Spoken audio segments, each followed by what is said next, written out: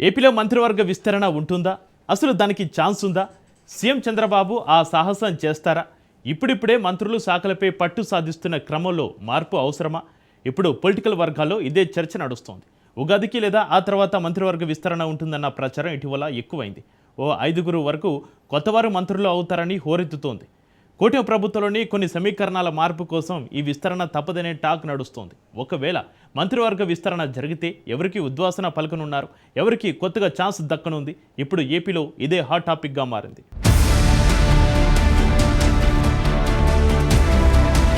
ముఖ్యమంత్రి చంద్రబాబు తన మంత్రివర్గాన్ని పునర్వ్యవస్థీకరించాలని డిసైడ్ అయ్యారని జోరుగానే ప్రచారం జరుగుతోంది. ఈ నెల 19న ఉగాది తర్వాత ఏ క్షణమైనా సీఎం చంద్రబాబు కీలక నిర్ణయం తీసుకునే దిశగా ఆలోచిస్తున్నారనే టాక్ నడుస్తోంది. ప్రస్తుత మంత్రివర్గాన్ని ప్రక్షాళన చేయాలని చూస్తున్నారనే ప్రచారం జరుగుతోంది. పనిచేస్తున్న వారిని కొనసాగించిన, ఆరోపణలు ఎదుర్కొంటున్న వారిని ఆయన పక్కన పెట్టే ఆలోచనలో ఉన్నట్టు స్పష్టంగా తెలుస్తోంది. ఇప్పటికే దీనిపైన పూర్తి స్థాయిలో కసరత్తు చేసినట్టు కూడా తెలుస్తోంది. నాయకుల మధ్య వివాదాలు విభేదాలతో సాగుతున్న మంత్రుల్ని పక్కన పెట్టడం ఖాయమని అంటున్నారు. ఏపీలో 2 ఏళ్ల పాలన పూర్తి చేసుకున్న కూటమి ప్రభుత్వంపై ప్రజల్లో మిశ్రమ స్పందన ఉంది.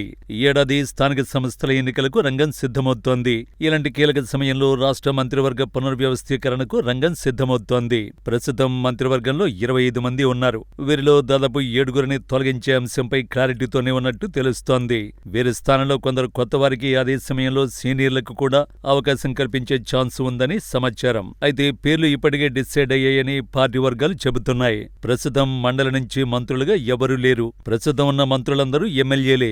ఈ నేపథ్యంలో మండలికి కూడా ప్రాధాన్యమిస్తారని తెలుస్తోంది.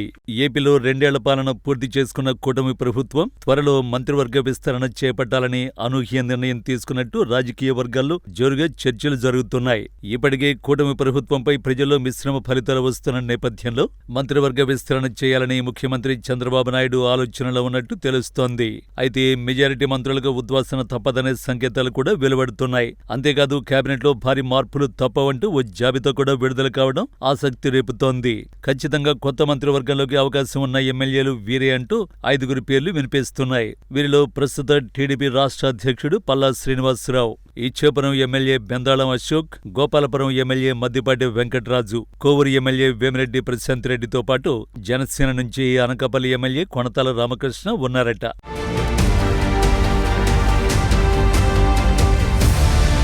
ఇప్పటికే మంత్రివర్గ విస్తరణ మొత్తం లోకేష్ మార్కుతోనే జరుగుతోందనే వార్తలు సోషల్ మీడియాలో హల్చల్ చేస్తున్నాయి. అయితే కొంచెం అటు ఇటుగా లోకేష్ టీంతోనే కొత్త కేబినెట్ కూర్పు ఉంటుందని రాజకీయ వర్గాల్లో కూడా చర్చలు నడుస్తున్నాయి. ఈ ఉగాది తర్వాత భారీ మార్పులతోనే కొత్త మంత్రివర్గం ఉంటుందని అంటున్నారు. మరోవైపు ప్రస్తుత టీడీపీ రాష్ట్ర అధ్యక్షుడు పల్లా శ్రీనివాసరావుకి కీలకమైన రెవెన్యూ శాఖ అప్పగించే అవకాశం ఉందని ప్రచారం జరుగుతోంది. అలాగే పల్లా శ్రీనివాసరావు స్థానంలో మంత్రులు కొల్లు రవీంద్ర లేదా అనగానే సత్యప్రసాద్ను పార్టీ అధ్యక్షుడిగా నియమించే అవకాశం ఉందంటున్నారు. అయితే ఈ కొత్త మంత్రులు ఎవరి స్థానంలో కేబినెట్లోకి రాబోతున్నారో మాత్రం ఇంకా స్పష్టత రాలేదు. ప్రస్తుత మంత్రివర్గంలో కొందరి పనితీరుపై సీఎం అసంతృప్తిగా ఉన్నారని, అదే సమయంలో గత ఎన్నికల్లో మంచి పనితీరు చూపి గెలిచిన శాసనసభ్యులకు మంత్రులుగా ప్రమోషన్ ఇవ్వాలని భావిస్తున్నారని అంటున్నారు. ప్రస్తుత కేబినెట్లో ఎక్కువ మంది కొత్తవారున్నారు. తొలిసారి గెలిచిన వారు, తొలిసారి మంత్రులైన వారు ఎక్కువ. అదే సమయంలో కొందరు శాసనసభ్యులు వరుసగా 4-5 సార్లు ఎమ్మెల్యేలుగా గెలిచినా మంత్రిగా ఇప్పటి వరకు అవకాశాన్ని దక్కించుకోలేకపోయారు. ప్రస్తుత కేబినెట్లో కొత్త వారికి అవకాశం ఇవ్వడం ద్వారా భవిష్యత్తులో పార్టీని పటిష్టం చేయాలని చంద్రబాబు భావిస్తున్నట్టు చెబుతున్నారు. అయితే కొందరు మంత్రులు ఆయా జిల్లాలపై పట్టు సాధించడంలో అనుకున్నంతగా సక్సెస్ కాలేదని అంటున్నారు. ప్రస్తుతం ఉన్న మంత్రులతో ఎన్నికలకు వెళ్లడం కష్టమన్న భావనలో ఉన్న ముఖ్యమంత్రి చంద్రబాబు సీనియర్లు అంటే అనుభవం ఉన్న నేతలను కేబినెట్లోకి తీసుకోవాలని భావిస్తున్నారని చెబుతున్నారు.